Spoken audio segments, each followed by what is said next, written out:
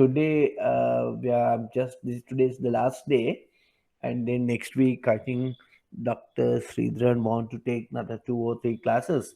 So today we are going to discuss about these few past questions which are came from in the uh, my area, right? So next Saturday, doctor will take it back, right? Okay. So I think you are having the tute with me. Can you see that, Puta? Right? Okay. Can you see that? Clear? Yes, Right? sir. Okay. So we'll move in the question paper. Then, mm, right. So part B, first question, right? Now, briefly explain the differences between strategy planning and succession planning. So that question came on 2019 September. That strategy planning and succession planning. That's you can just mark it if you want.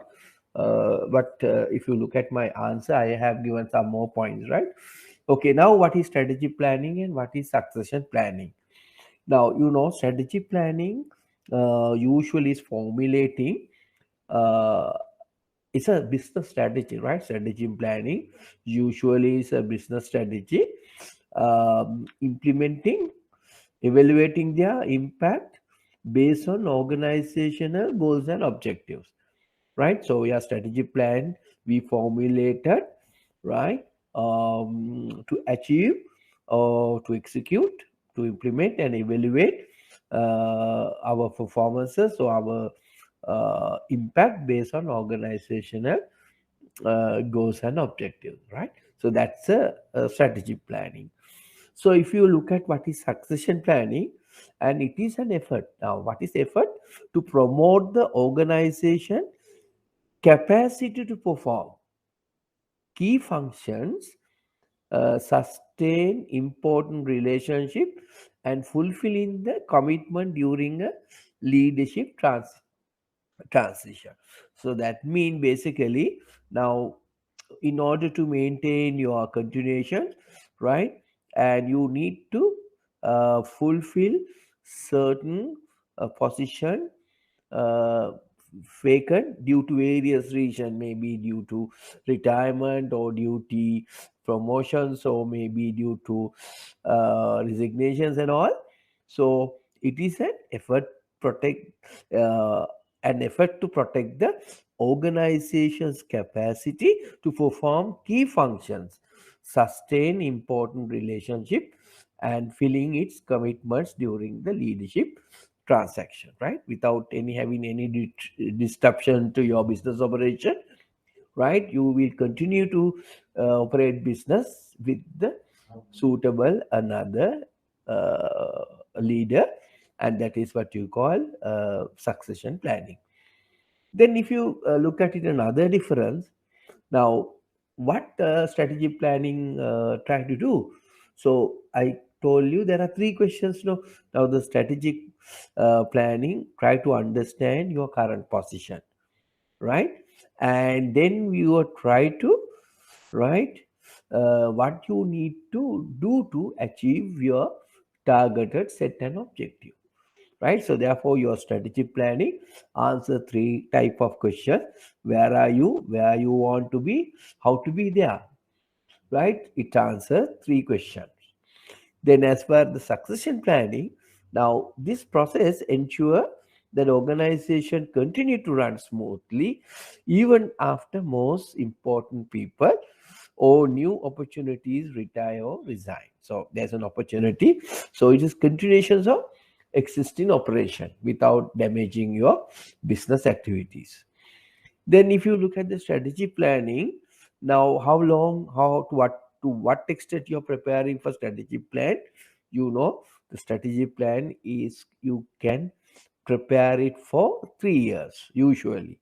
But as far as the succession plan, it can be prepared for short term, It can be prepared for a medium or a longer term, right? And usually prepared by whom? Human resource department or HR department, not alone. Consultations of CEO, and then that was recommended to the board of directors, right? Now, usually prepared by HR division with the consultation with CEO, and it may be forwarded to the board of directors, right? So both are compulsory plan need to be prepared by the central bank, right?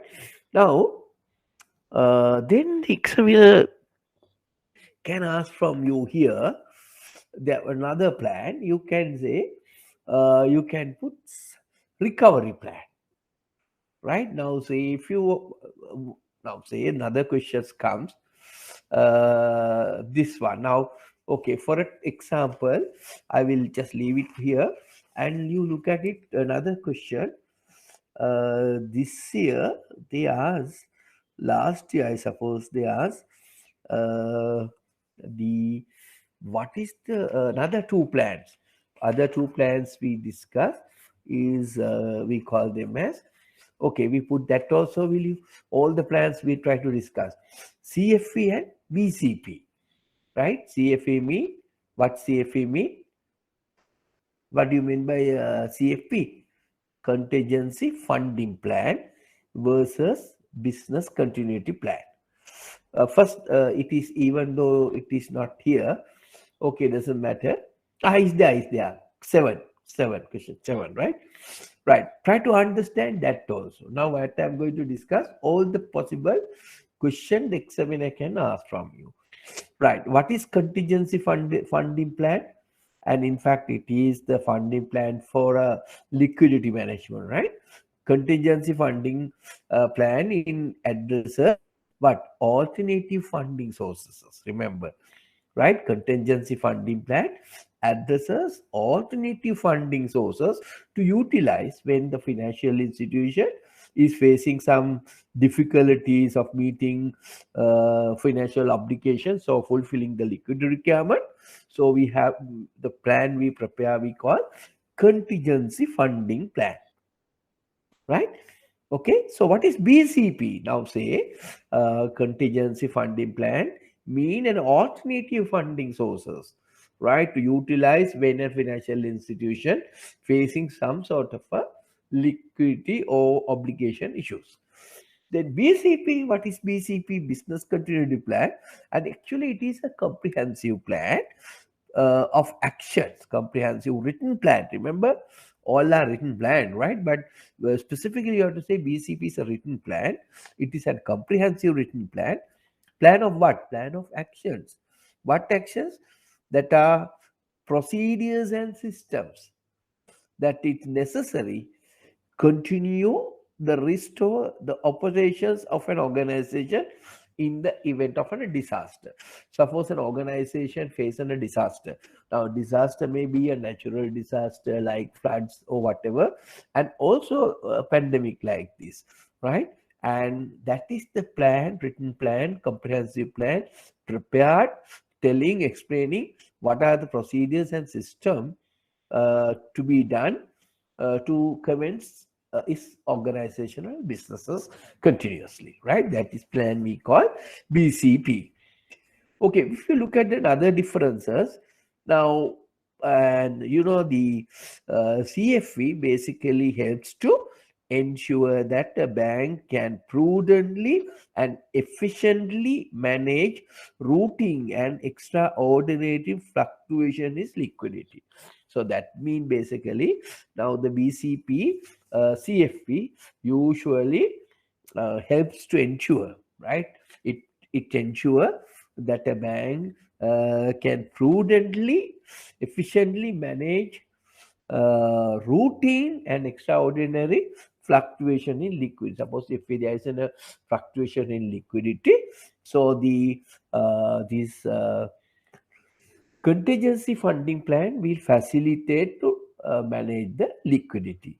Now, what is BCP in that case? What it involves defining any and all risks that can affect the company's operation, making it an important part of the organizational risk management strategy. Now, remember the BCP you need to have, and as a what? As a part of the organizational risk management strategy, right? So if you look at it, in that case, the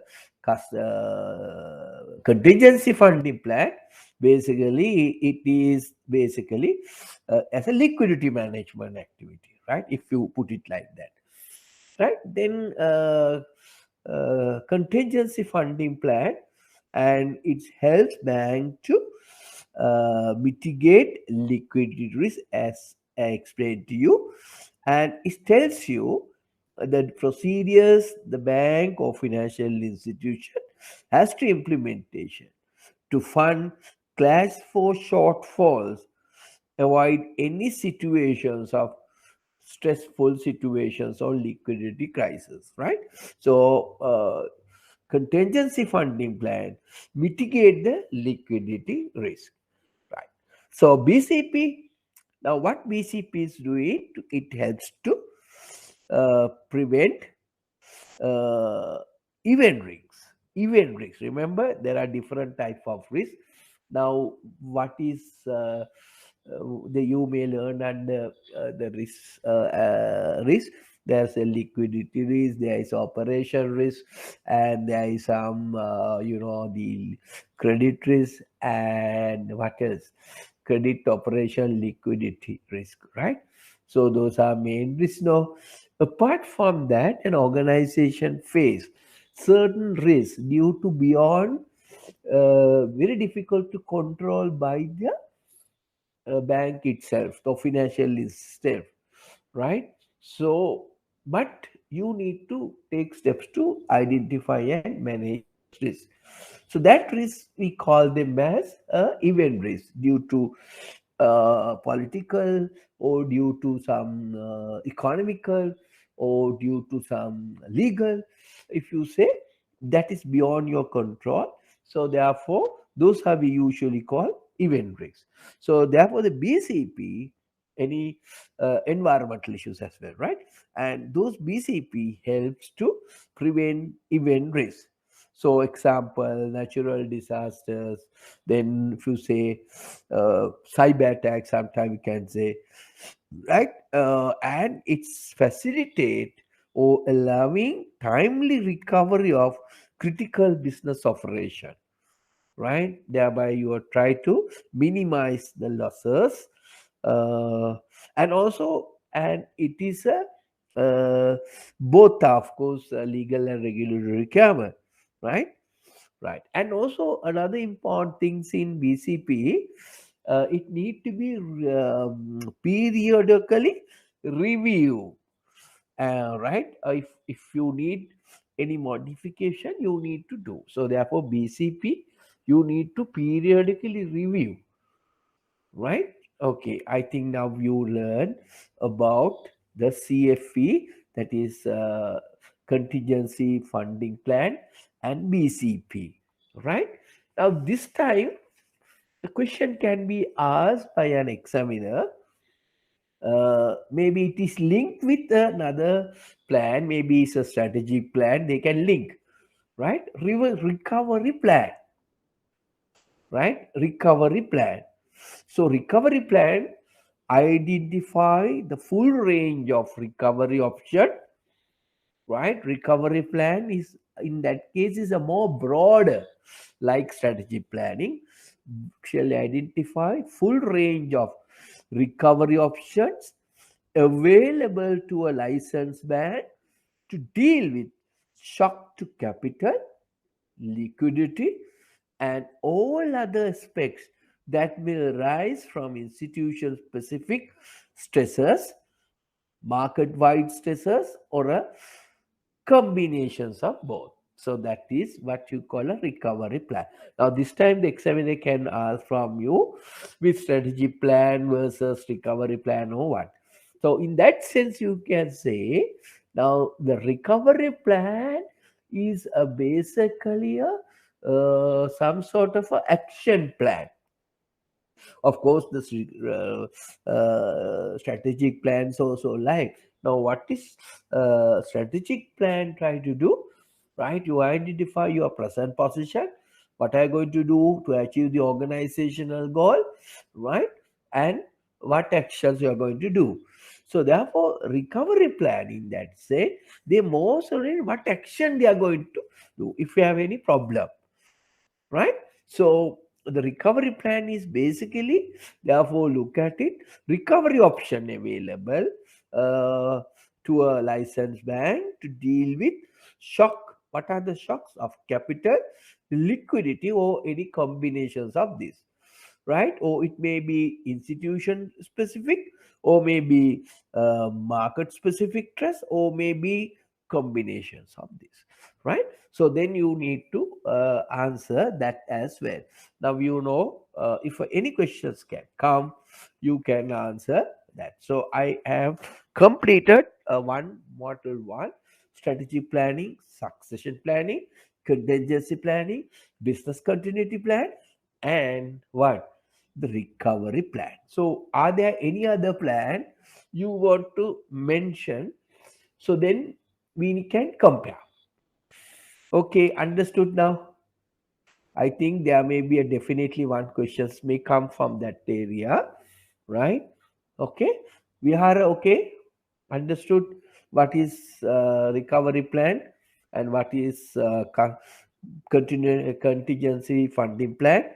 And actually, the contingency funding plan, I'm not taught to you because it is comes under liquidity risk, right? I think doctor has mentioned that contingency funding plan, and BCP, I think I have communicated to you. Succession plan also communicate to you.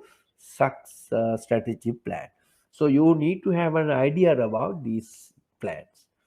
Okay, clear, Prasanna? Okay, Prasanna? Padmalal, understood? Yes, Before sir. I move, right? Okay. So now we move into the next one, right? Okay, what is the next one?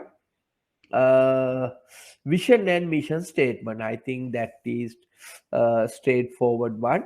I think you have written, I suppose. I can remember we discussed earlier also, but nevertheless, we just look at it. What are the differences between vision and mission, right?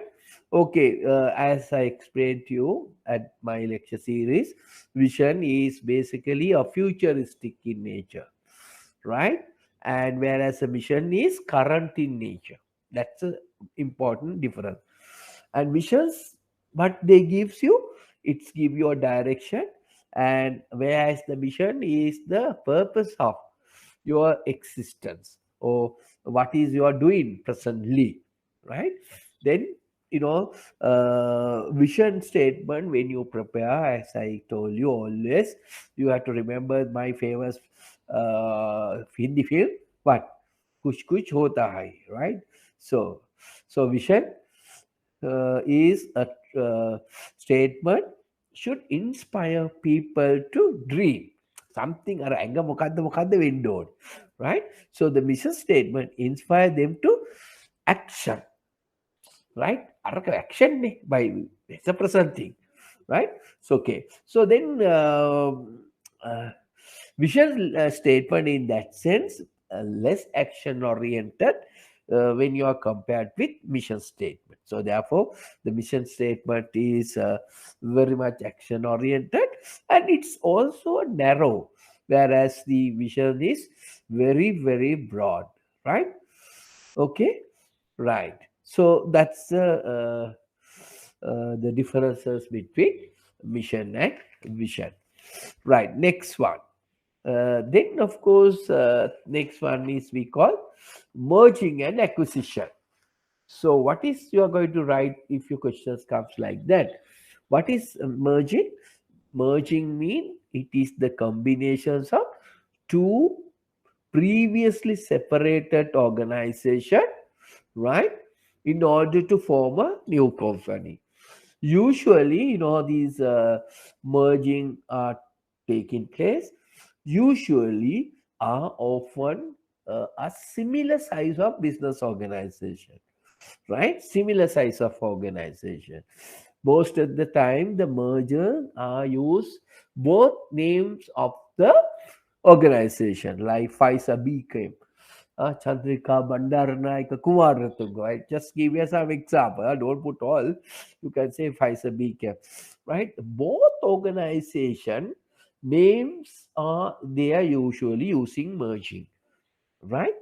Okay, if you compare with merging with acquisition, an acquisition meaning taking control of another through share purchases. So take over the control of another share purchases. That means okay now 51%, right? So that means so take the control of that organization. Sometimes we call, if we are having more than 50%, we call a subsidiary, right? But this is not a subsidiary concept. It is acquisition taking control of another company, right? I told you a classic example. Once you marry a lady, whatever, the lady fully acquired by you, and you lady also from that day onward not having Suma Kusum Pereira, and she takes Mrs. Fernando. That is your name, right? So that is fully acquisition. And also, usually the acquisition generally acquirer generally dominates taking control of another company. So ගන්න එක්කෙනා තමයි control එක ගන්න. එතකොට there are two type of acquisition is taking place. What are these two type? Friendly and hostile. Friendly and hostile, right? Okay, now suppose the examiner asks from you, right? Put it like this. What is the difference between friendly takeover and a hostile takeover? ඔන්න දැන් මම තවත් ප්‍රශ්නයක් හැදුවා. Right now we look at it that part as well. It is not in your handout, but you say what is friendly takeover and hostile takeover, right? So what is the difference? Both are what theories? Both are acquisition, right? So difference between a friendly and hostile takeover is slowly in the manner in which the companies take over. The manner in which the companies take over.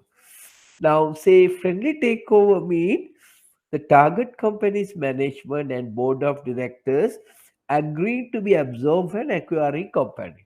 So the management of, say, I am A, I am going to take over the B. So what is friendly mean?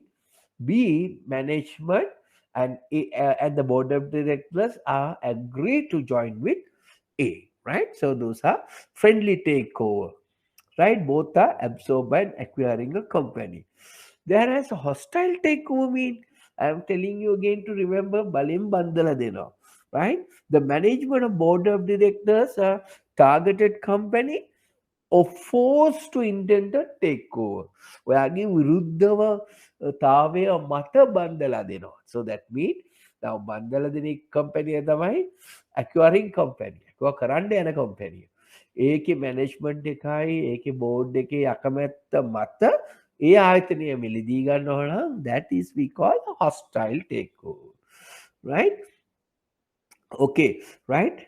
So it may have a, of course, usually friendly takeovers are subjected to approved by the target company's shareholders, who generally green light that actions, right? Okay, whereas hostile takeover, right? And then can take three ways, right? You can say making tender, but don't worry on that. We call them as making tender. That means uh, so you are offering higher uh, share value buying rate to you. Second one, you are going for proxy fight. That means the proxy fight mean so you reach the your organizations, uh, those people you are having higher shares, right? Okay, right. So that mean I got my. Have you understood? Now proxy fight mean another method of hostile, right? Foxy fight. Foxy fight mean now say B company is having 25% to X share, uh, 35% to B, 30% to C. Others are all are small shareholders. Now, what you try to do under hostile takeover, because of the managements are not like you, but you will reach those shareholders who are having high share position, right? And then once they take, automatically others has to agree on the acquisition, right? Okay, then you can say there are some strategies you can use it for hostile takeover. මතකයිනේ A strategies ටිකක් ලියන්න. Poison pill strategy, right? All are example. There may be they can use hostile takeovers, can use certain strategies to avoid that. Okay, I'll just give you some more step there. What is hostile and friendly talkovers to answer to question your what is merging and acquisition. And then question number 4, that also past question, horizontal integrations and vertical integration.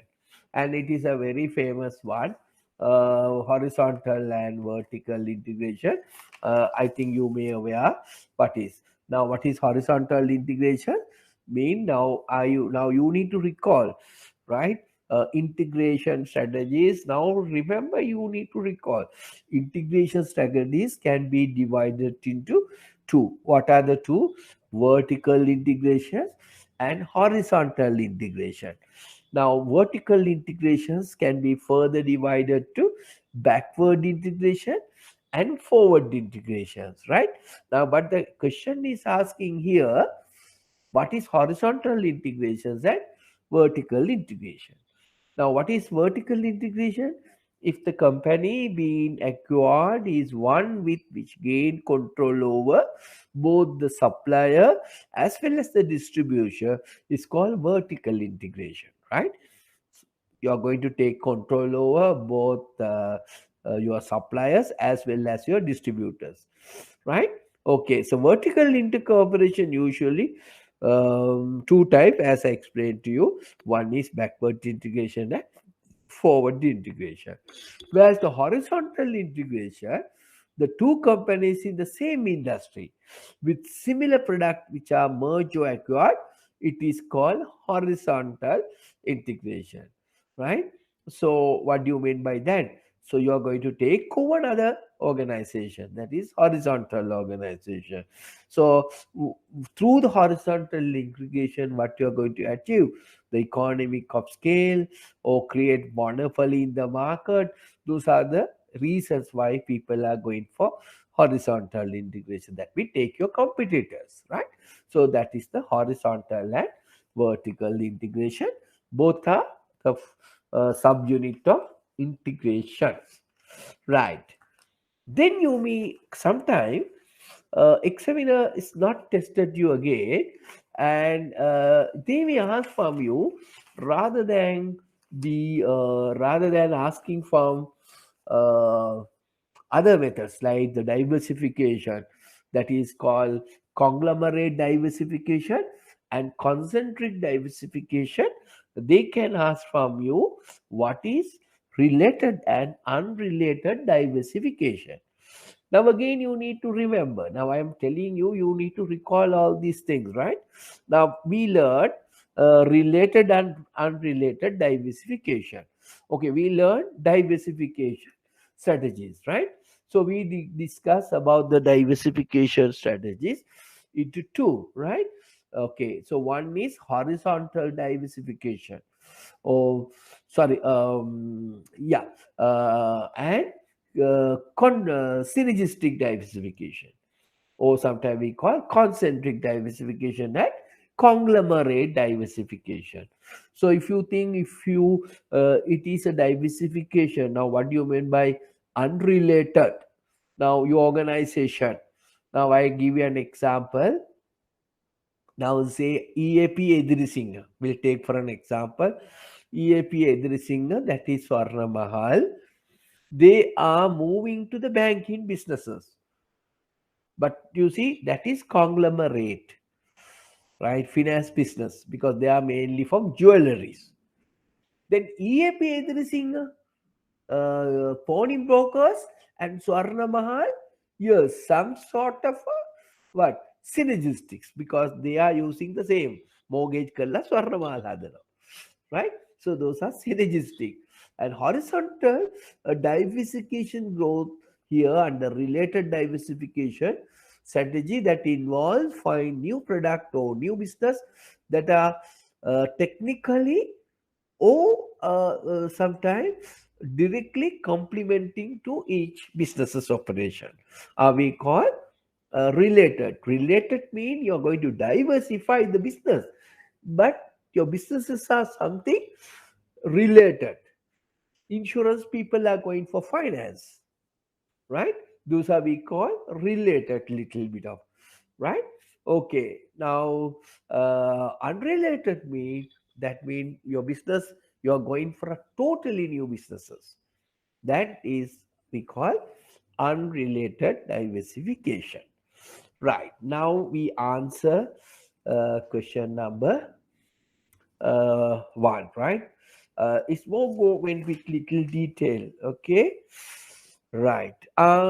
We didn't discuss about short analysis and pestle. I think I have discussed, doesn't matter. Okay, what is short and pestle? What is the difference between pestle and short? I think you may well aware about that. What is short and what is pestle? Right. Now, as I'm always telling you, when there is a abbreviation, you need to explain what is this short stand for, what is this pestle stand for, right? That you need to remember. So then you have to say SWOT analysis is a tool used to examine what organizational. Okay, first you can say what is stand for. Stand for strength, the things you are good at when you are compared with your competitor. Then weaknesses, what are the things you are weak when you are compared with your competitor. So opportunities and the threats, what are in the environment, right? Opportunities and the threat. Okay, so then you try to look at your pestle. Now pestle is you need to explain what is pestle. P political, economic, social, technological, environment and legal factors. Now these factors you have to say, so you have to announce. Okay, right. Then the second point you can say, now what is the purpose of you are using SWOT analysis in order to identify your internal strengths and weaknesses, as well as what are the areas you need to develop to convert your weaknesses to your strengths, as well as you identify to take the maximum opportunities available in the market while facing threats, or otherwise you need to convert your threats to opportunities, right? There is the pestle. It's a tool you are going to explain about the what factors, macro environmental factors, how your organization are facing or facing. Okay, so therefore pestle facilitate some time for you to what, pestle facilitate some time to prepare the SWOT analysis as well. Okay, pestle analysis facilitate to develop SWOT. Okay, right. So that is the two techniques we are commonly using for identify the organizational present positions. Okay, right. Right. Now we move into sometimes the examiner, even though it is not there, if the examiner asks from you question like this, it is not in your handout, right? I just thought of asking you, what are the purpose of environmental analysis? Since we discussed SWOT analysis, sorry, pestle analysis, examiner can ask from you, what are the purposes of environmental analysis? Now you may suddenly jump into the conclusion you mentally only for external environment. No. Now the question asks, what are the purposes of environmental analysis? Right? Now we discuss environmental analysis be two types. One, what is the two types? Now don't get immediately conclusion and put only pestle. It's wrong. Right? Yeah, you need to put pestle. Now environmental analysis can be divided into two. What are the two? Internal as well as external. Right? So internal is you use the sort, right? But external, so you are using pestle. Now what are the purpose? So you need to identify your internal strength and external strengths and opportunities, right? And also you can assess the competition. So basically you need to assess the competition, right? And identify your own strength and weaknesses, and also remember, so why we do so environment analysis technique. Can you name three techniques for environmental analysis? Right? External environmental analysis. Can anybody tell me? Can tell me what are the techniques available for you to analyze your present environment? Come on, Sanji. What are the techniques you can use for environmental analysis? Come on, Pastel. Pestel. Good. What else? Correct, correct. Go ahead. Then we learn, right? Porter's five forces. Porter's five forces. Good. Right. Then What else? I thought. Right. short. Thought. Yeah. Post. Yeah. What else? If you want to further analyze, you can use to further analysis of your stakeholder analysis. මතක නැතුණා නේද? Stakeholder analysis. Mendoff. මතකද? Huh? අපි කළා නේද? Stakeholder analysis. Then you can use BCG analysis to do internal, and then you can have a PLC analysis. So many analysis in abroad. But when you're writing BCG and PLC, you have to mention those are internal organizational analysis, right? You have to mention. Okay, now you see what are the purposes of external environment analysis. If you put it like that, then you have to mention identify the market threats and opportunities, identify your competitors, identify your stakeholders, and identify your internal strengths and weaknesses, right? Suppose the examiner can ask for what is the purpose of strategic planning. මෙහෙම අහන්න පුළුවන්. Strategic planning is usually started with analyzing the environment. Like, okay, then question: what is the purpose of environmental analysis? Then you have to look at both. Environmental analysis can be both. Then you have to say internal and external, right? It will give you these points. Identify your weaknesses, blah. Then the second question they can ask from you: name three or four analytical techniques you find or you use to analyze your present business. Then of course you need to look at it. You can use five forces as well sometimes to how you are with compared with your competitor, right? And also BCG, like that, depend on the question you need to select. Okay, right? Right. What are then the questions come? What are the major problem with environmental analysis? Now I am giving you a sort of a question. So far, no one asked, right? No one asked, no question asked up to now.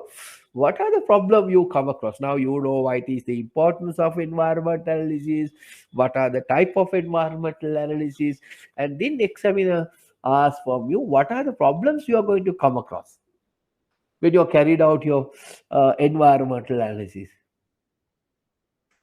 Okay, tell me. Go ahead quickly. Suppose this question comes to you. There's a possibility of they checking you on that. Tell me what are the problems you have come across with environmental analysis. Simple, easy one. What? What happening environmental analysis? What is we are living in what environment? Highly what? Changing, dynamic, volatile environment. So the one of the major problem we are facing, the factors increasing the volatility and the rate of change in the global market and the local market is taking very rapidly. So therefore you can't exactly predict or analyze, right? That's one. Then you can say because of the technology, right, due to certain factors, right, you can also contributing to that, right? Okay, then as I explained to you, uh, what are the major what are the major factors uh, you can take into account for a bank, like festal factors. What are the major festal factors you can think which will be mostly impacted the banks, right? What are the main factor the banks are facing today? Come on, these I'm just create a question, right, about the environmental analysis. Okay, now suppose the question comes like this: what are the major pestle factors you think today the bankers are facing compared with the other element in the pestle? What are the major element you are facing today? One, Technical. technological. Good. So right then, first Good. we'll ask you technological. Then you have to say you have to little bit explain, right? And technological, how it changed, and what are the solution you can come up with that. Huh? Okay, okay. Get it right. So you need to have a baseline protected because thereby technological factors can contribute to what risk? Come on, I'm just linking, right? Other subjects. What is the technological factor contributing to what type of risk? Come on. What type of Operational risk. operational risk? So good, right? Okay. So then thereby you are impacted your customers, right? Confidence and this thing. Okay, good. Then another important factor today, banks are more impacted other than the technical. Huh? Come on. Other one is a regulatory factors, no? Right? Or some sort of a regulatory. Why? Because you are bombarded with so many directions from who? From the central bank. So you have to maintain certain minimal as far as the liquidity is concerned, right? So you are facing no, right? Regulatory aspects. So what are the regulators? Maintaining capital adequacy ratio, maintaining liquid ratios like capital liquidity coverage ratio, net stable funding ratio, right? Blah blah blah. Right. On that you can say, and they come up with compulsory lending, LTV, loan to value ratio, and they give you a lot of directions, right? So that's a important now. Say providing moratoriums and also a problem, right? Okay. Then another important factor, what do you think? Other factor, another important factor today you are facing. Come on, Duraktivavati. Then you understood. What are the other thing you are facing today? The major important factor, right? What? Come on, come on. Now you say regulatory, good. Technological, yes, good. What is the other factor? Banks are facing what? You can also put today context economy as well, right? Okay, rather than economy, you can put in the environmental factors. Now, how can you link? Now, how can you explain the environment factor?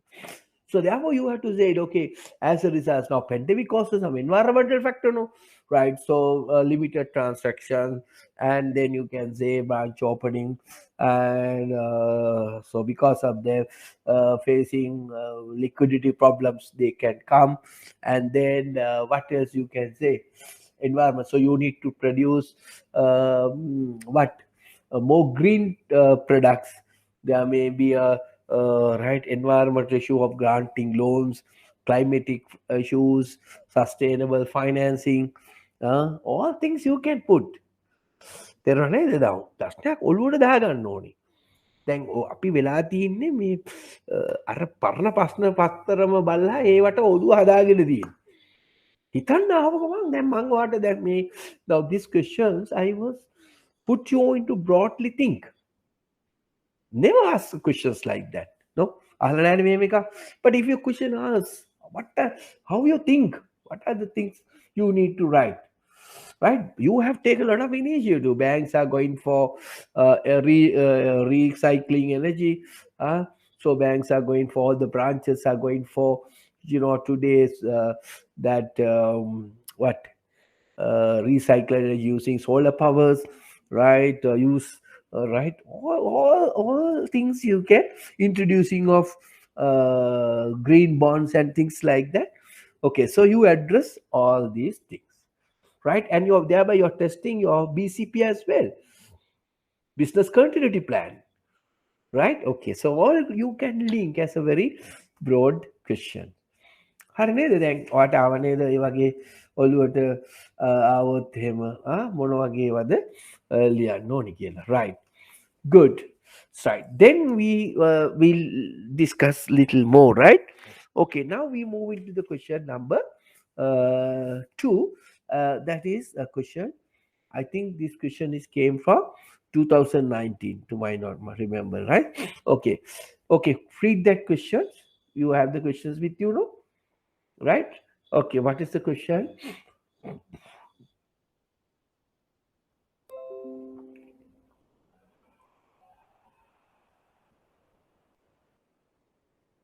Right, this question, right?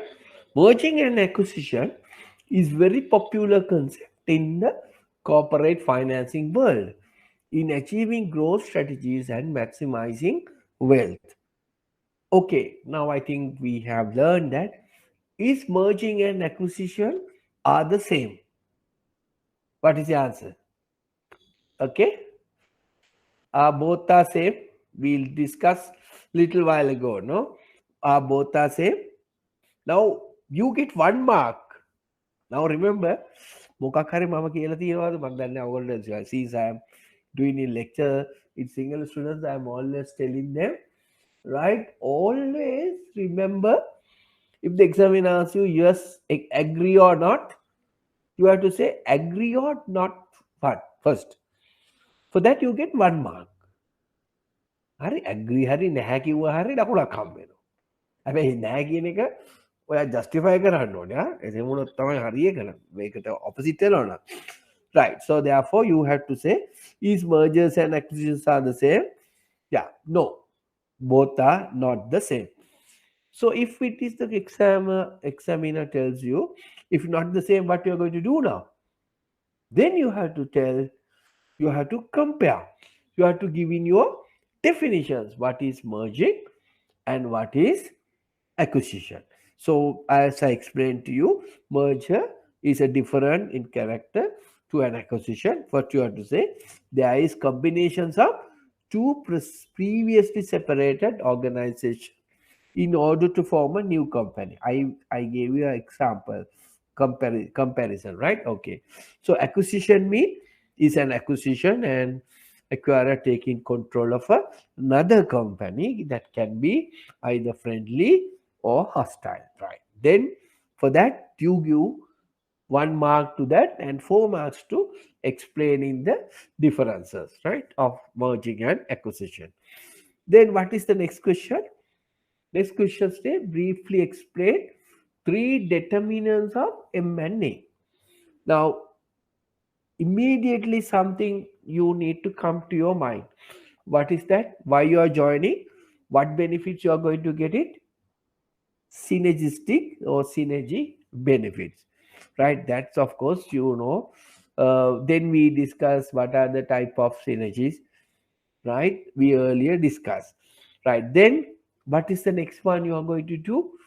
And you may go for increasing your existing market share, right? Then another point you can say, if since you are joining with another, you can enter into a new market. Now I explained to you how HSBC went into UK's market, right? Now HSBC is not in UK, right? How HSBC expanded in UK during that time? There is a bank called Midland Bank. So HSBC acquired those Midland Bank.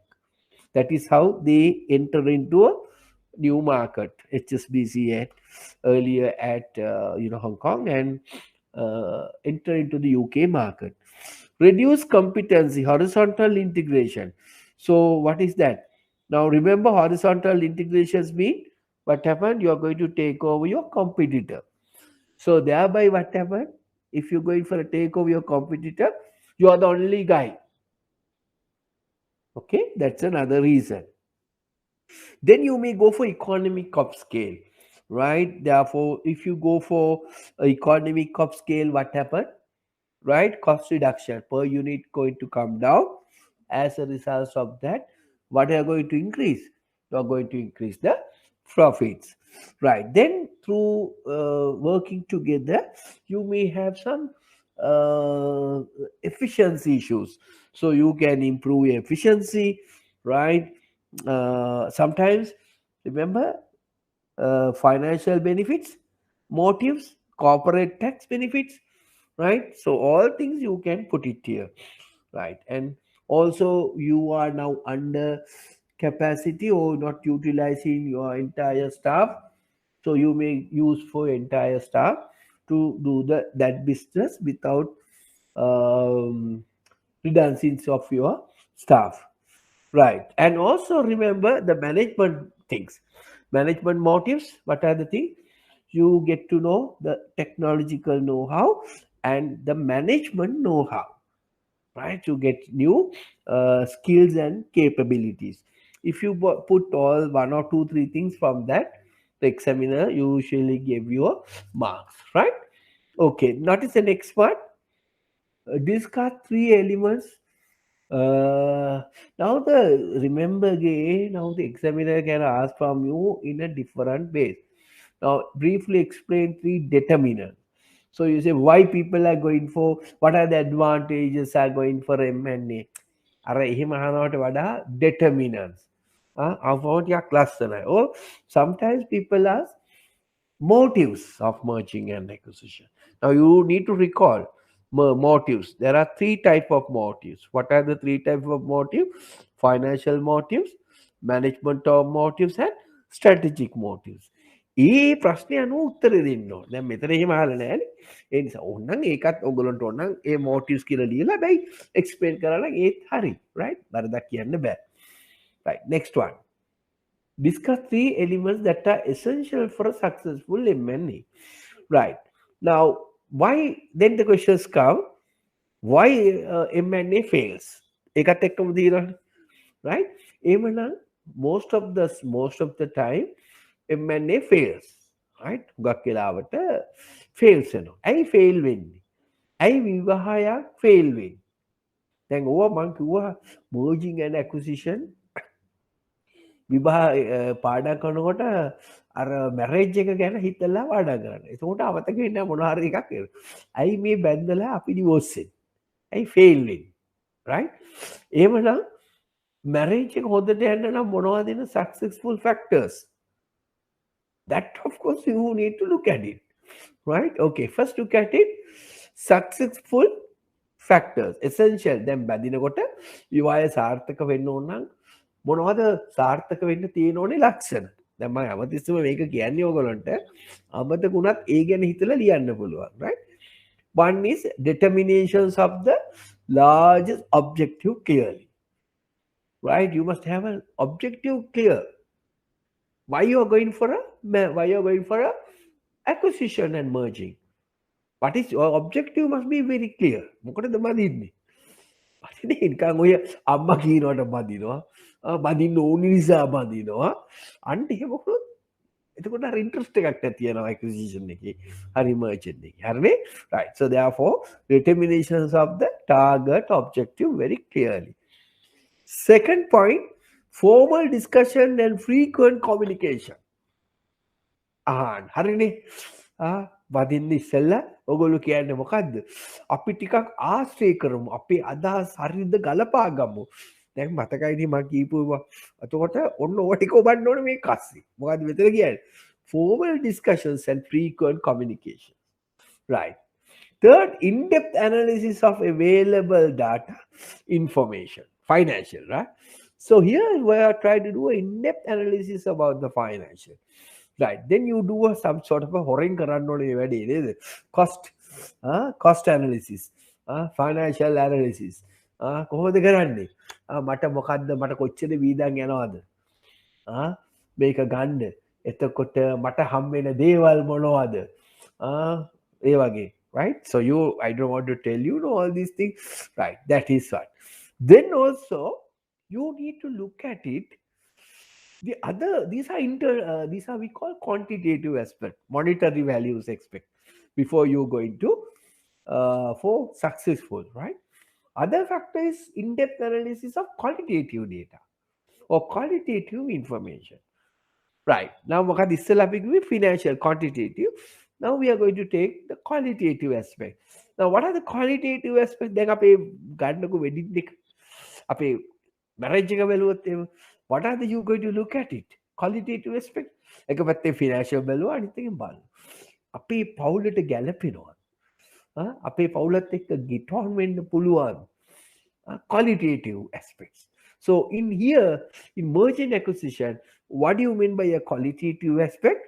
Whether the cultural issues, right? Most of the issues are failed because of cultural, right?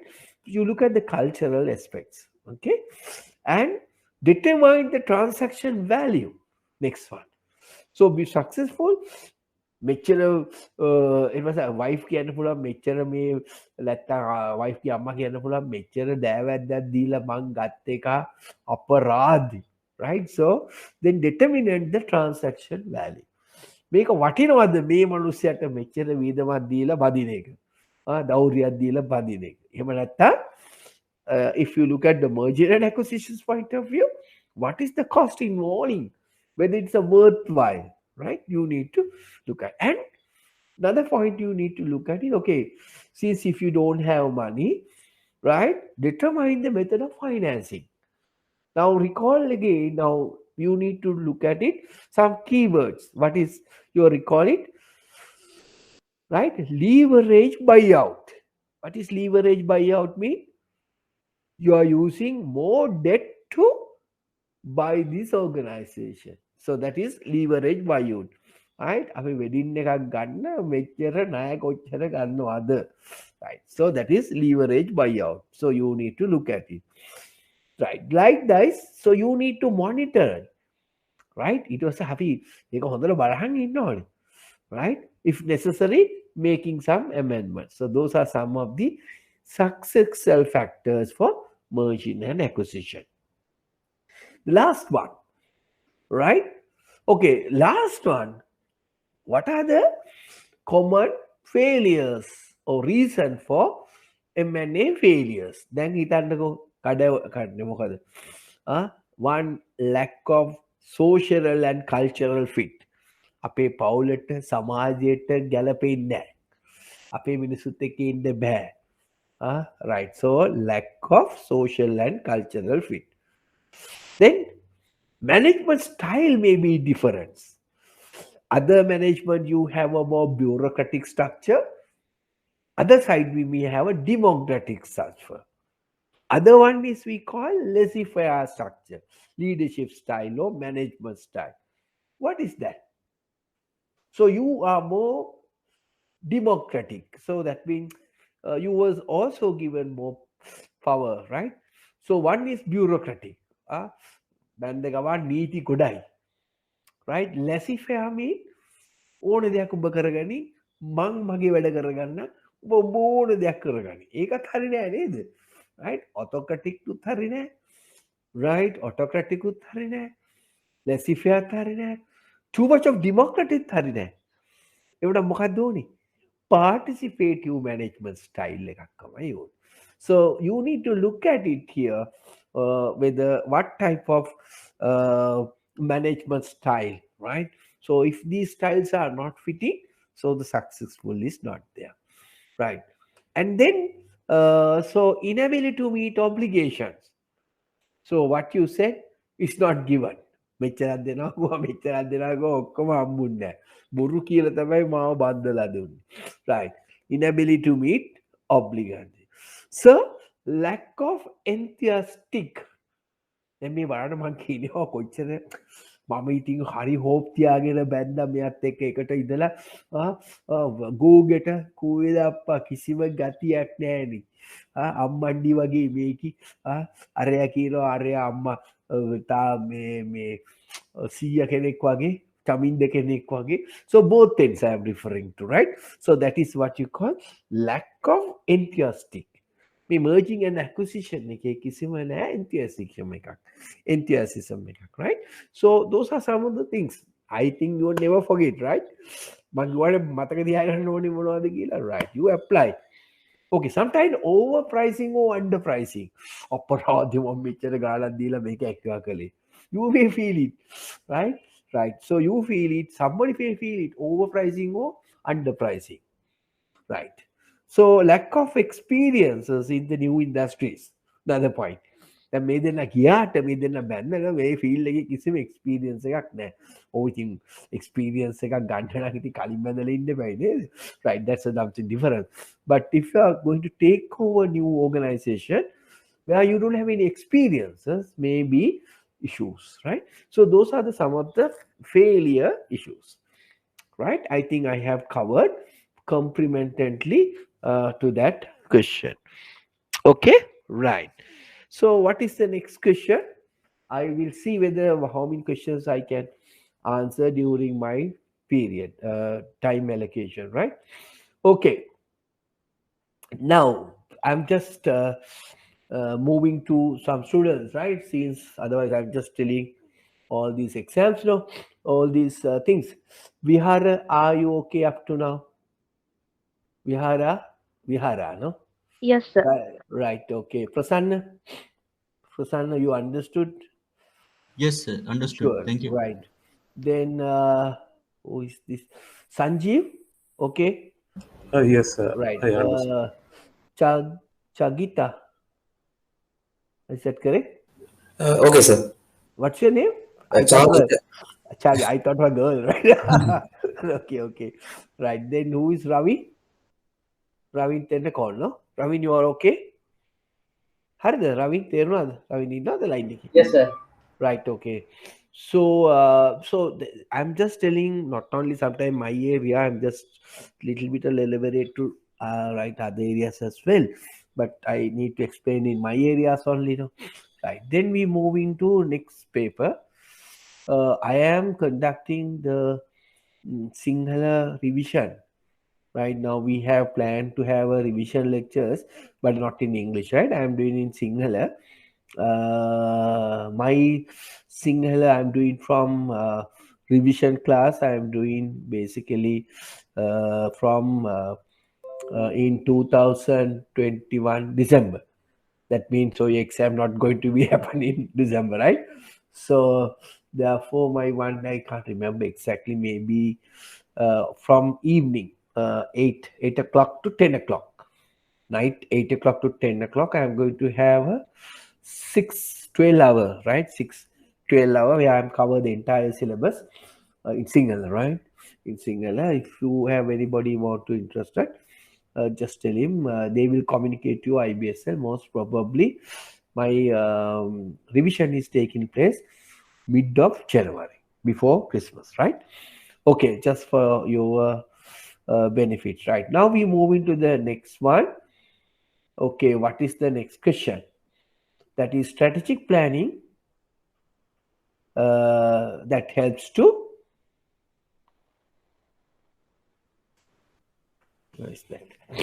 strategic planning, process that helps in understanding between understanding the current positions of organization and where such organization, this is 2019 March, right?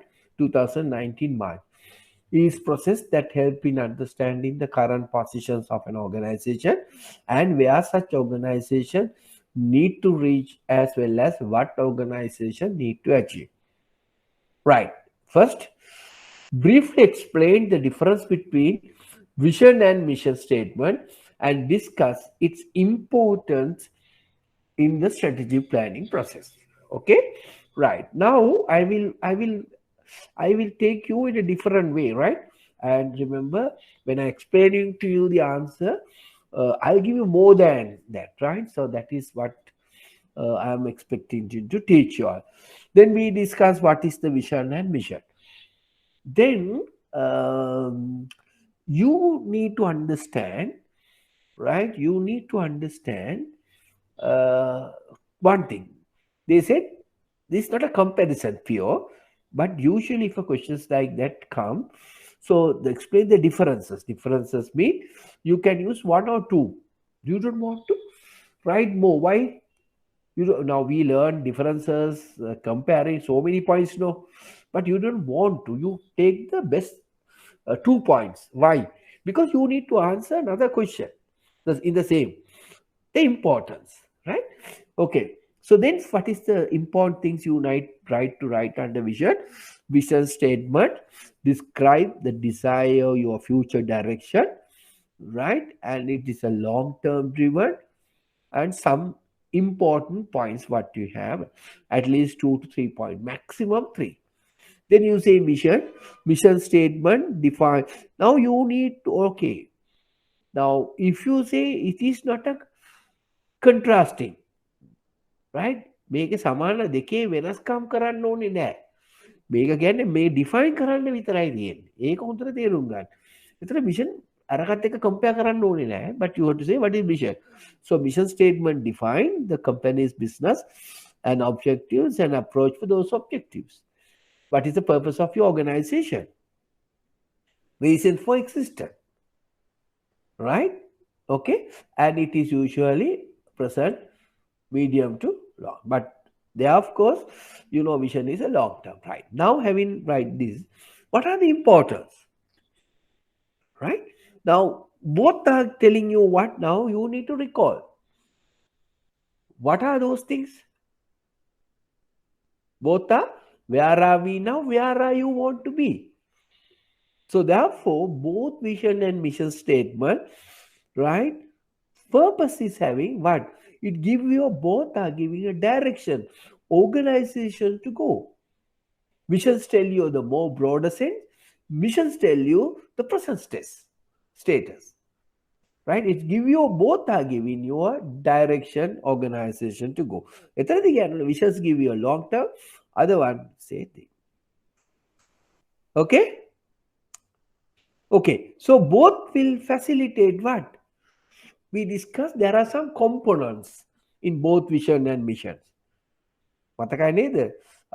මතකයි නේද අපේ components ටික vision and missions වල? Right? So both missions and visions therefore help to organization what they want to understand the organization, where to go, and including some priorities. What are the first thing you need to do? Right? Okay? Right? While you are going, what you need to do? Then you have to say, give your directions. It will be the what is present situation, fulfilling the requirements of the stakeholders, right? And everybody, entire organization, employees are take to one direction, and efficient and effective utilization of what? Resources. Those are the importance, right? Okay, now I will put a question in a different way.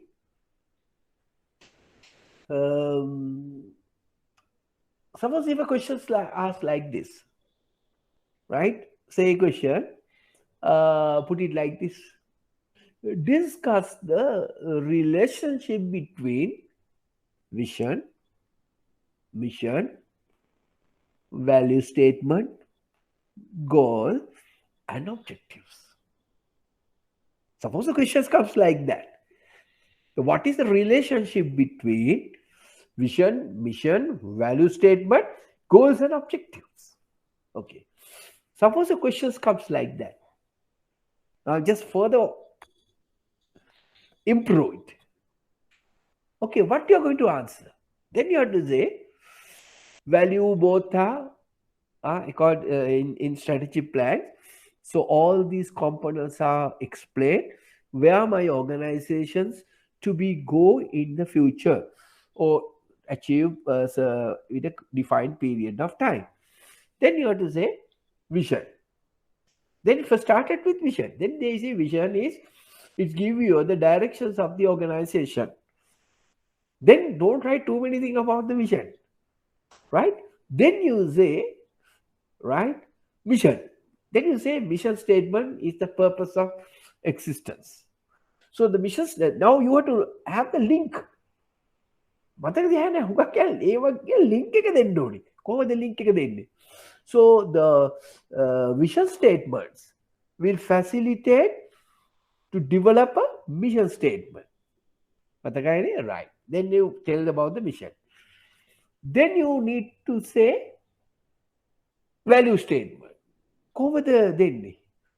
Value wheels provide a framework for organizations to go. Right? They talk about good and the bad things, values of the organization, how they take the organization forward within the betterment of the organization as well as the customers. That is value statement, right? That's a link. Then what is the next point? Goals. Goals mean what? It's a broad term organizations going, right? So the mission statement facilitate to develop what? Goals. Right. Then what is the next one? With the ලකුණු පහනේ. මේ පහට පොඩියට ලියන්න ඕනේ. Define කරන්නත් ඕනේ. එකට එක මේකේ තියෙන relationship එකක් කියන්නත් ඕනේ. Then what is next one? Objectives. Right? Goals are there, facilitate to achieve their objectives. Objectives are what? You know. Where is how you put it? Objectives are what? Two things. Having certain characteristic. It should be a specific, measurable line. And also you can say objectives also have performed certain functions. What are the acronyms for objectives? Can anybody tell me?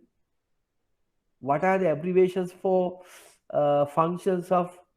I told you to remember one real estate company. What are the functions of objective? Come on. What are the functions of Prime. prime? Right. So prime, what is this? You know what is prime? Planning. Okay, good. Responsibility, integrations, PRIM, motivation and evaluation. Right? Okay. So all these five or what key components will link together to form where your organization is going to be. Right, good. Now see how the questions can come us. Now this time they ask vision and missions there, what are the objectives, right? Okay, next one. What is the next question? Pestle analysis is one of the tools that can be used to screen the environmental factors. Yes, agree now that an organization operates. Briefly explain. Your answer highlighting the importance of such analysis in the strategic planning process. Right. Now, what is strategic planning process? Here, pestle analysis will explain, will facilitate in the strategic planning process in order to understand where my organization present position, right? So it's then you have to explain what is PESTEL. PESTEL will identify the macro economic factors. The letters stand for P, like blah blah blah, tells you, right? And you say these are uncontrollable variable. So while having understanding this variable, and bank can take a decision, and it will help to identify these forces, how it impact your businesses, right? How you are directly impact these businesses. So these are these factors cannot be controlled by organization. We need to adhere to changing factors which take place in the organization. Therefore, sometimes we need to, because of these special factors are keep on changing. So our strategic plan may be therefore to be reviewed, as well as must be flexible enough. Right? Flexible enough. Right. Right. Next one. What is the importance to review and roll over medium and long term strategy plan, incorporate required changes? ඒක ගන්න දැන් එතකොට ඒක කියන්න ඕනේ නැහැ දැන් මෙතනදී කියනවනේ ඒක. So that is why ඔන්න මතක තියාගන්න. ඔන්න දැන් මට හොඳ පොයින්ට් එකක් ආවා. දැන් මමත් කලබලලා කිව්වා මමත් මේක කිව්වේ නැහැ. හරි? right. දැන් මම කිව්වා some points, right? දැන් ඒක කිව්වොත් එහෙම දැන් ඔන්න ඔයා ලියාගෙන එනවා ඒකත් එක්ක. ඊට පස්සේ තුන්වෙනි ප්‍රශ්නෙට දැක්කම උටා මොකද වෙලා තියෙන්නේ? You have already written answer in the question number 2 for question number 3. Then what you do? ඕගොල්ලෝ තමයි අයියලා ඔදේ ඔක්කොම තමයි කරන්නේ. With my experience, now I'll tell you. Since you may have run out of time, what you now again you need to write no. දෙකේ ලියලානේ මේවා ටික ඔක්කොම. ඔයා තුනේ ලියනවා, right? So please refer part 2 for answer for that. අම්මා ශිරි කම්මැලි ලියන්න. දැන් තුනේ ලියලා යන්න වෙලාවකුත් නැහැ. කරුණාකර දෙවෙනි කොටසේ මේ සඳහා පිළිතුර දීයත්. ඒව කරනවා ඔයාලා කොච්චර නැහැ කිව්වා. Right? So that mean what? That mean you are not read your questions. Now that's a good point for me also. That's what you see. I have of course purposely done it, right? To elaborate you. Right. Now the moment whatever the questions you are going to answer, please read the question. Then you know what are the things you need to write. Now, since if you are not gone through the questions, you may written whatever the thing you know into question number 2 as well, where is supposed to be put into the question number 3. Right now, you see the difficulties, right? Okay, so why you need to? Okay, let me now answer the question number 3. Why answer plans are mostly developed for medium to long term. So therefore, the economic conditions, market situations, all can be changed because of changing environment. Because why? We are living in a very VUCA environment, right? Okay. So therefore, what happened? Right? So we need to be continuously monitor the strategy plan, right? Fourth one, the key performance indicators, KPIs, and briefly explain your answer by emphasizing importance KPI in the strategy planning process. Right, we discussed very detailed that one also. Now, KPI is what? It is a measurable value that determines how effectively a company is achieving their key business objectives. That is what is strategy plan is we prepare. We want to go another 3 years time, what the organization is going to be.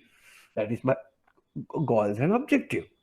So how you know whether we have reached that? That is why we have a KPIs, right? So it demonstrate how effectively your company achieved by business objectives, right? So therefore, organization are used performances indicators at multiple levels to evaluate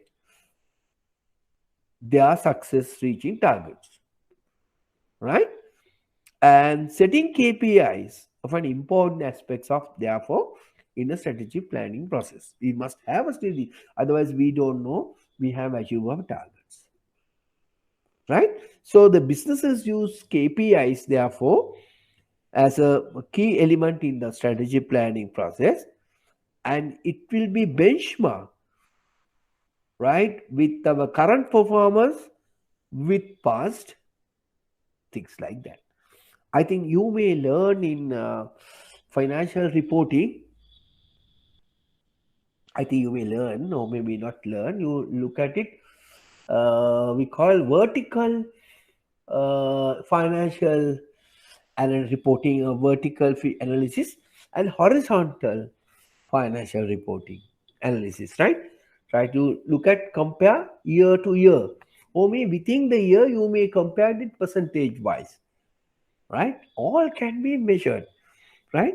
So therefore KPI is important for you to take any planning directions or decisions, right?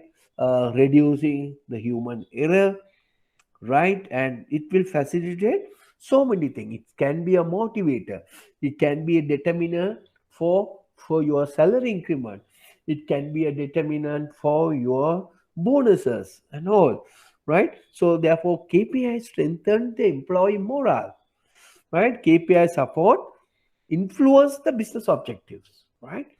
Then it also facilitate the personal growth, because why?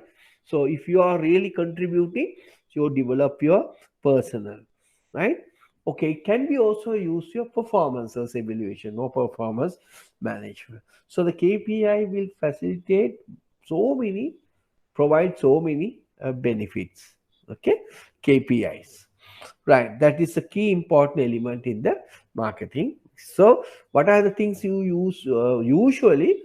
Remember again, key performance indicators are usually in a numerical figures, are more or less a quantitative. That doesn't mean you can't have a qualitative KPIs. You cannot, right? Why? Because qualitatives are different.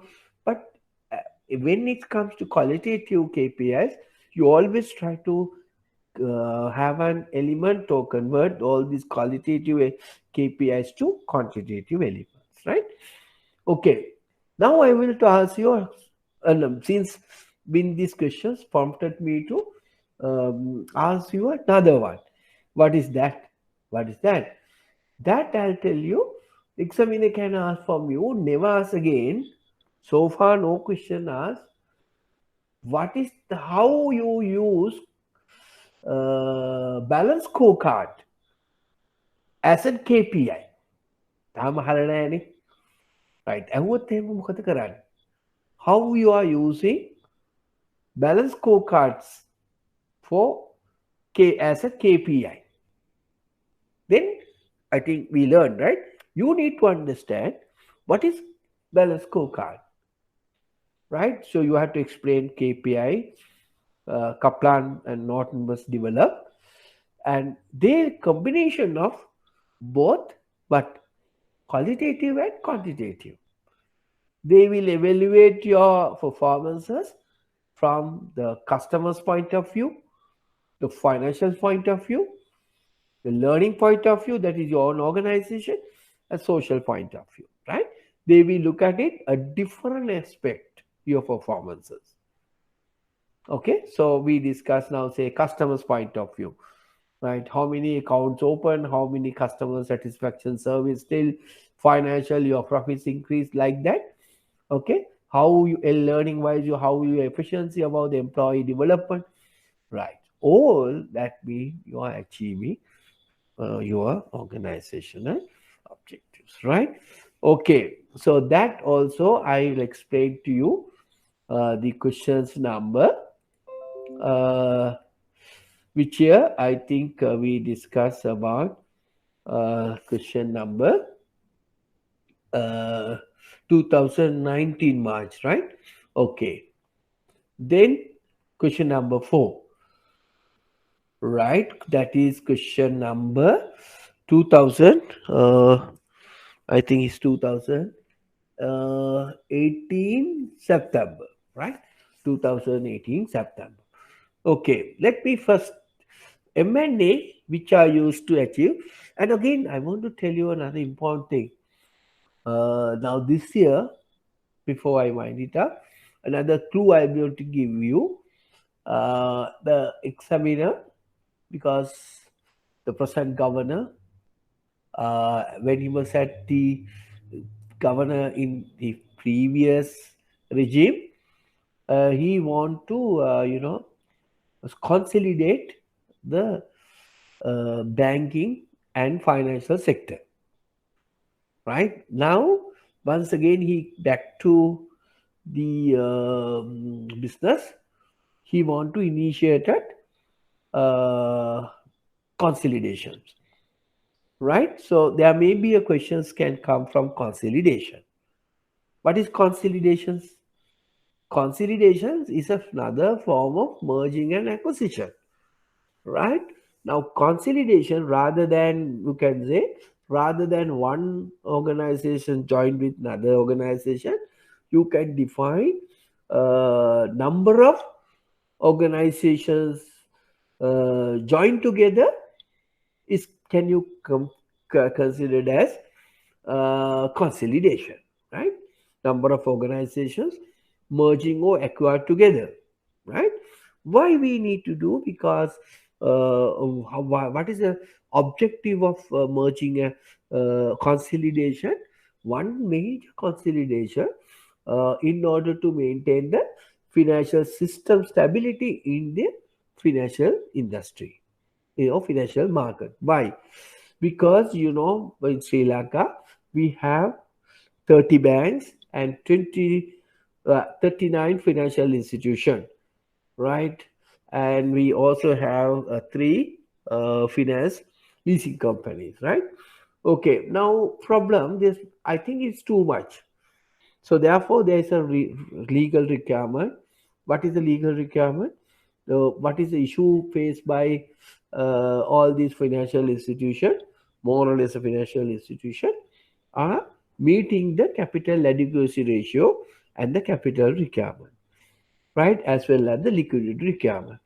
So most of out of 39 finance companies in Sri Lanka, only 10, right, finance companies are well manage their capital adequacy and liquidity.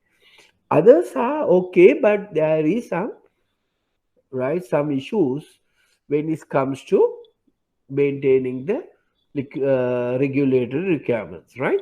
So therefore, rather than suppose what happened if the one finance company bankrupt or collapse, there is a knock-on effect on the other financial institution.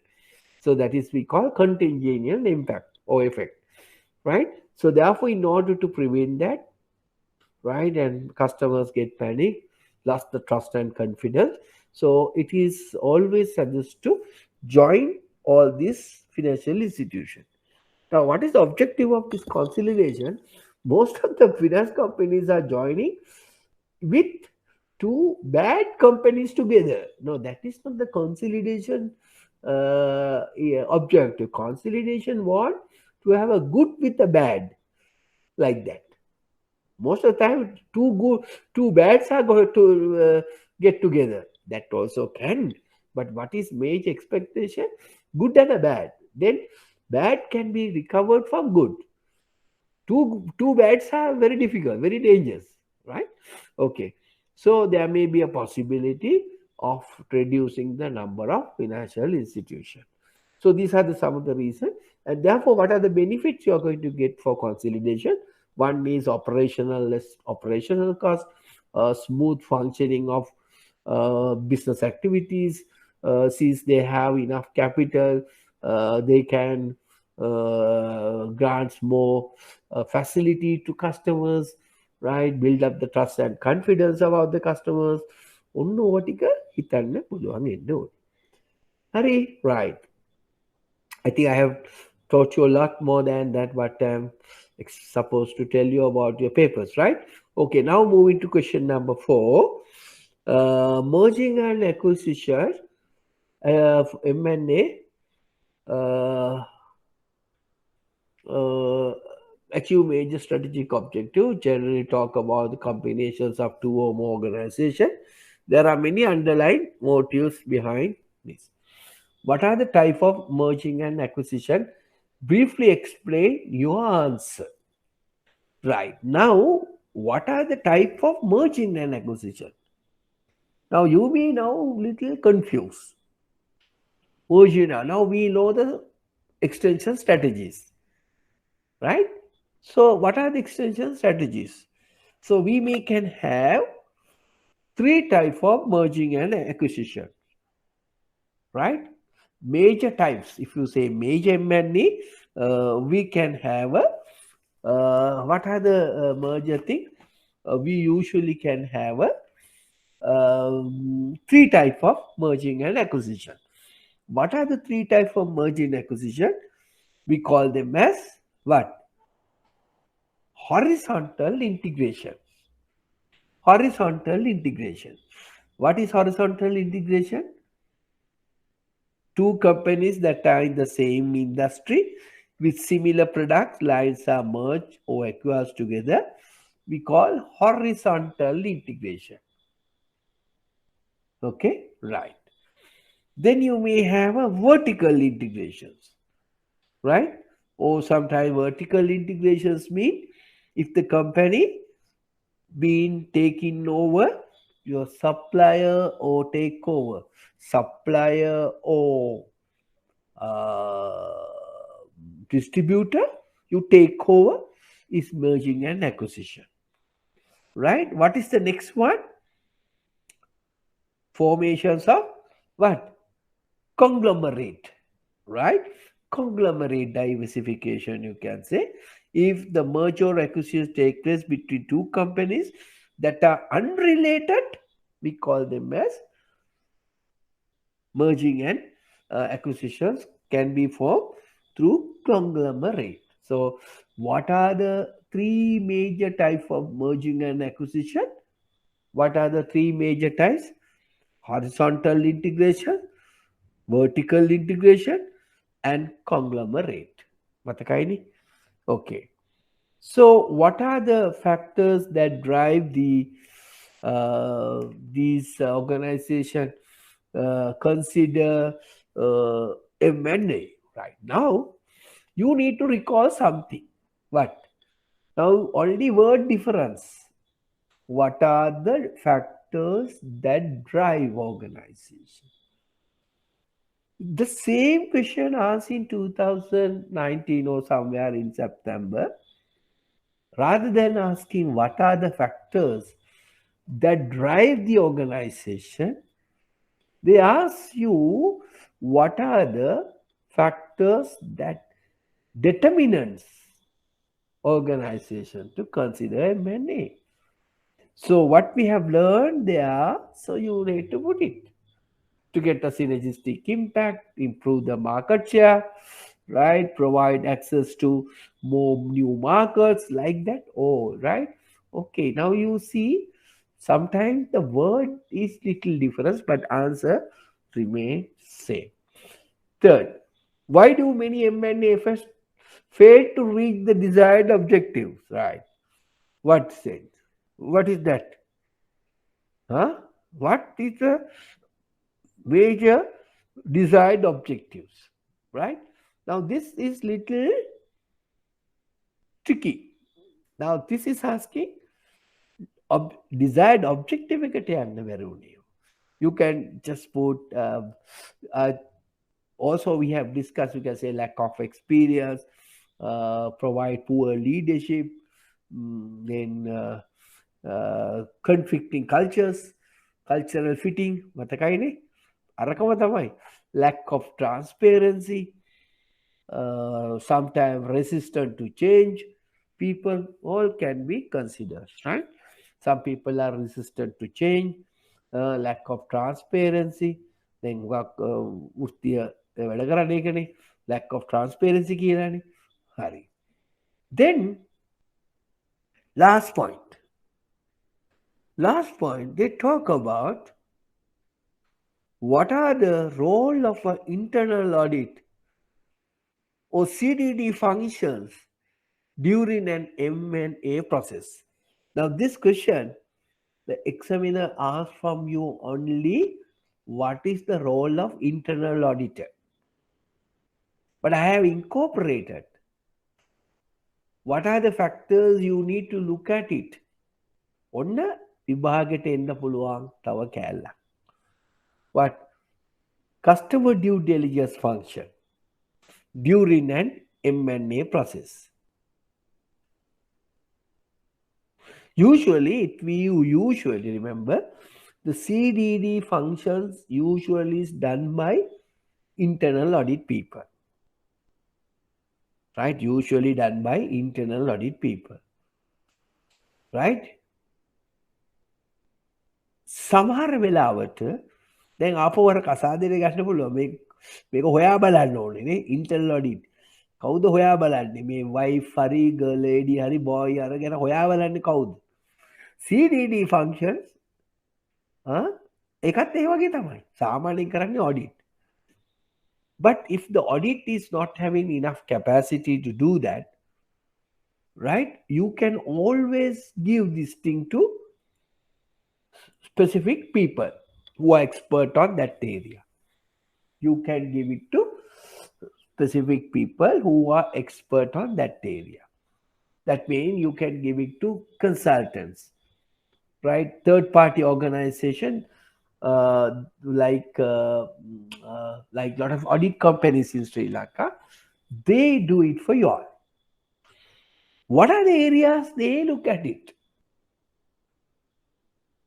Under the examiner can ask you, what are the CDD areas they look at it? I think we discussed in great length. We discussed the financial statement. We discussed the customer base, about the people. And then what else we discuss? Whether they have some intellectual properties, whether they have some litigation issues. How about the relationship between employer and employee? What else? Look at it. What transaction? Related party transactions, right? And look at the liabilities. So all the factors you need to look at it before you go for take over that organization. Okay, right. So that questions can be elaborated by you all in your exam, right? What are the factors? Okay.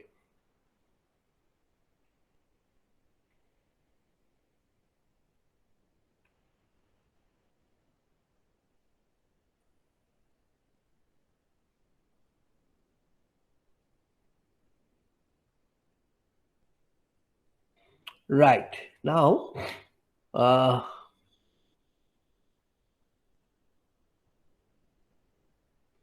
right. Question number, you see M&A. M&A are common methods of achieving growth strategies and are key methods for pursuing a strategic option. These two first frequently involve large sum of money and high competition for shareholder support. Through M&A, commonly used in business expansion strategies. Right. One.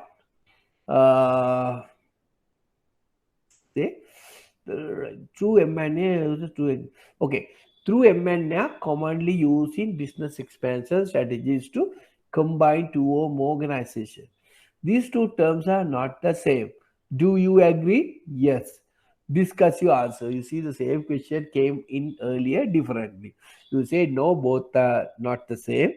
So then you have to explain what is acquisition, and then you have to explain what is the merging, right? Okay, we discussed. Second, briefly explain three motives of M&A.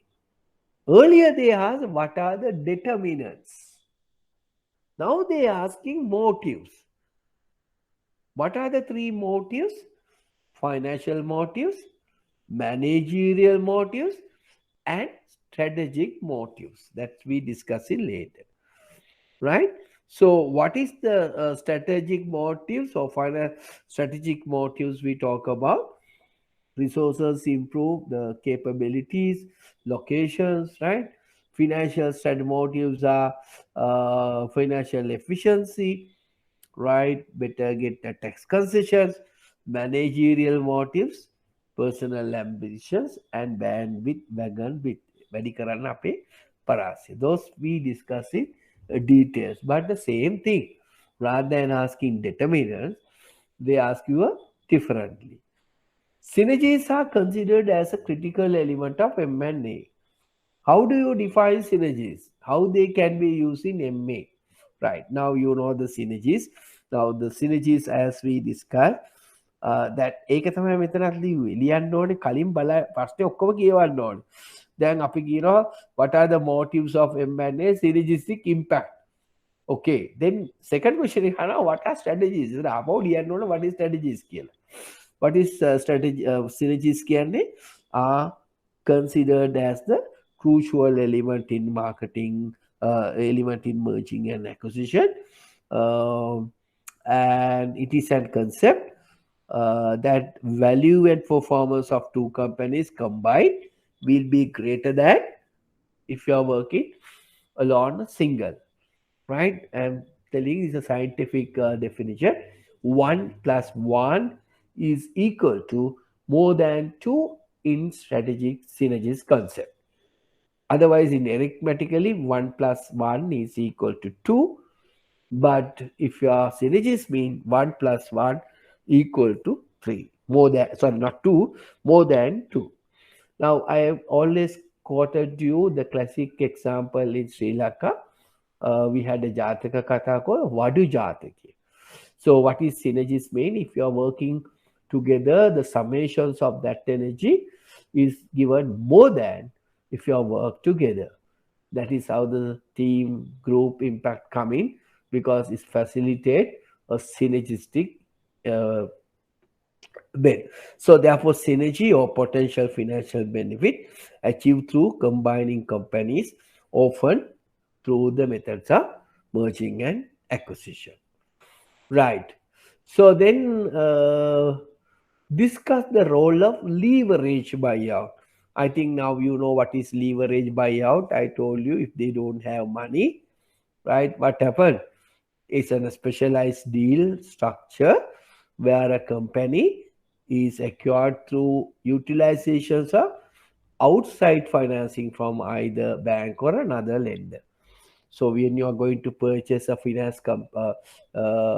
another company by utilizing external loan without using your own internal is called, so those are we call leverage buyout. If you're using your own money, sometimes we call them as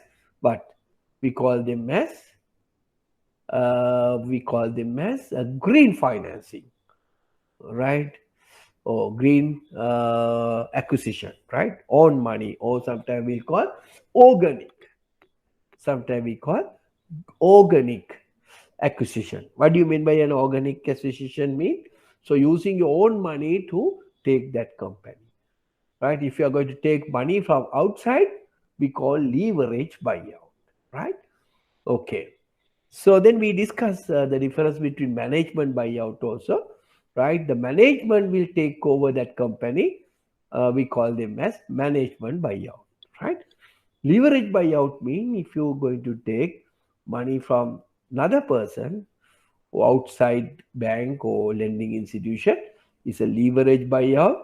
If you're using the management, use the money to take that company, it's called management buyout. As I told you, sometimes we call them as a green buyout or green financing, or sometimes it's called commonly it's called them as management buyout, and because commonly call them as organic acquisition, right? Using your own money, right? So with this, I think I have. There are so many things to answer, but since the time is ran out, so I'll leave it for you to ask any question, because today is maybe the last day. Any question you need to ask apart from this? Any questions? So I'm going to wind it up now, right? I'm also tired by speaking to you all. So get that opportunity. So if you want to ask any questions out of this, any questions, I have asked you a potential. Right. Sometimes I can tell you, examiner can ask from you, Michael, to compare, contrast Michael Porter's five forces strategy and Michael Porter's competitive strategies. Even the what is these two strategies? Michael Porter competitive strategy, Michael Porter three forces strategy. What are the competitive forces strategy? Differentiation, the differentiation, focus, and cost leadership. What is the difference? These are competitive strategies. Those are, we call them as a rivalry strategies, analyzing your competitors' industry, right? Okay, so another type of question examiner, suppose we ask, what is the difference between BCG and PLC, and what is the relationship, right? These are the things you need to think. BCP and relationship, right? Possible question. BCP, product life cycle, and BCG, Bonsall consumption group. Then still no asking. What are the, briefly explain why objectives are important for strategy planning process. Suppose the question comes like that. Why you think the objectives are important? Then you have to say what is objective. Then you have to explain the characteristics and objective. What is that? SMART. And then you have to explain other thing is what? PRIME. That is planning, right? Responsibilities, motivation, integrations, and evaluation, right? So all things a little bit of you need to explain. Right. Any more questions before I wind it up, Sanjeev? මොනහරි තියනවද අහන්න ප්‍රසන්න? Sir, I have a small doubt. Yeah, Uh, tell me. when it comes to a product life cycle, it's more related to a product, how it goes through different stages like introduction, growth, maturity, and decline. Yeah. So, how it combines with external environment. Right. Okay. Right. Now, how you want to link it to external environment, right? Yes, sir. Yes. Okay. Now, okay. Why we introduce new product? To increase our profit. Yeah. One thing is different reasons, right? One thing is okay, to improve our products, and also another important thing is customers' needs and wants are changing, right? Customers needs, and they become more sophisticated, and they become more literate, right? And they more educated, so their needs and wants keep on changing. There is a market, new technological developments are taking place. There are many reasons, right? Right. So how what is our main objective in any plan? Tell me. Now, I'm just trying to link it, right? Now, what is the main objective of any strategy plan? Why our businesses are there? To earn Profit. what? Profits. By how we are trying to earn the profits? By delivering products and product and services to customers, right? Thereby customer satisfy and we earn a profits. Okay. In order to satisfy the customer, right, we need to understand, are we having, right, a particular set of products in our portfolio, right, to fulfill these needs.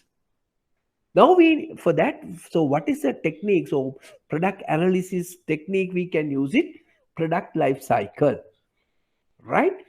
While our product life cycle, right, at most of the product life cycle, when the product at maturity stage, so that means our product cycle once it's come to maturity stage mean, so we are earning higher market share, we are earning higher profits. Clear? Because those products are appealing to the customers. That is why you have a market share now when you're compared with competitors. Now you know through the product life cycle, those products, if you are not take any appropriate strategic action, right? Environmental maybe reject those products, right? What happened our PSC? What is the next stage? What is the next stage of product life cycle? Maturity, it's a decline. Decline. So that means so those products are going to be decline. Otherwise, we have to remodify, regenerate your product to extend it your life cycle, right? Suppose if not, there are some products to be come from in the product life cycle to meet and replace the products are moving to maturity, right? We need to come with new products that you may help with some technological factors. All things will take into account, and then you develop a new product in the new development process. And once you introduce the product capture the market, go to the maturity stage, right? And it is a continuous process. Okay, then every time you have a product in line on pipeline, so always you try to add new products to the market, right? And you will keep on satisfying your customers. Otherwise, what happens if those good products is not more there, you don't have a product to replace, so then you are out from the business because customers are expecting new products. So therefore you must continuously look at it, where your products are there, what you can do to modify using marketing mix elements to regenerate the product and to be line with the product. Good example, I can tell you since you asked this question, remember about the Kodak. Where's the Kodak now? Kodak has not looked at it. So they just manufacture what? Film rolls. Right? They just manufacture film roll. Suddenly what happened? The mobile phone came or digital came. So now we don't want to have even for camera, we don't want to have what? Film roll. Right? If you really look at it, all these things within the same industry, photo industry. But you need to come with different products. Clear? Good example is a Kodak. Right? Sanjeeva, did I give you answer? Yes, sir. Thank you. Now you have to just think. Okay? Little. I mean, if you know the basics, it is very easy for you all to combine whatever the question they give. You have to think. Like, now we have an issue. Honestly, we have some ready-made questions.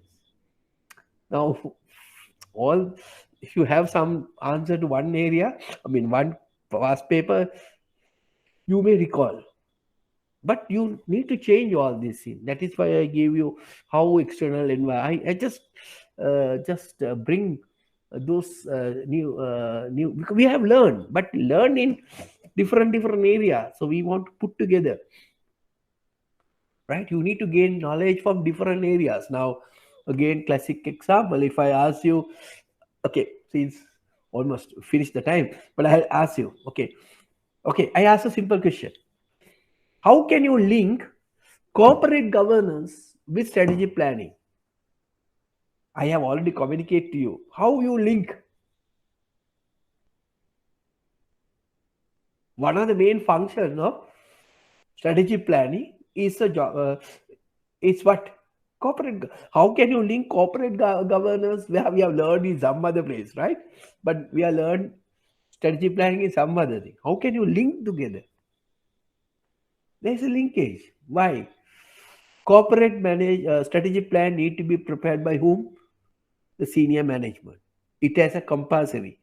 According to the central bank, senior management with the support of a junior staff need to be prepared. You can get the support from third party, but it is a in-house development plan. Right? This plan prepared by senior management need to be put it to where? Approval of the board of directors. Remember, the first responsibility of the corporate governors, you may recall now, right? Whether to take actions to banks to have a strategic plan, approved, oversee it, right? When the strategic senior management need to give adequate targets and goals, right? It must be a challenging. Otherwise, board must be questioned why you have low targets. In order to do that, what board must have? Board must have a qualified, what? Balanced board of directors who are having different knowledge about different discipline. Now you can say how important to have a board composition for strategic planning process. Okay, got it? Now these are the type of questions need to be asked. So therefore, students can't avoid one area. Even though you are very good in corporate governance, if you have not done strategic planning, you can't answer. Even though you are good at strategic planning, if you don't know what is corporate governance, so you easily we can link even for risk management. What is enterprise risk management? How it linked to strategic planning? Whatever your enterprise risk management is talking about, what your strategic management framework must be fallen in line with your strategic planning. A plan එක අනුව තමයි risk එක ඇති වෙන්නේ.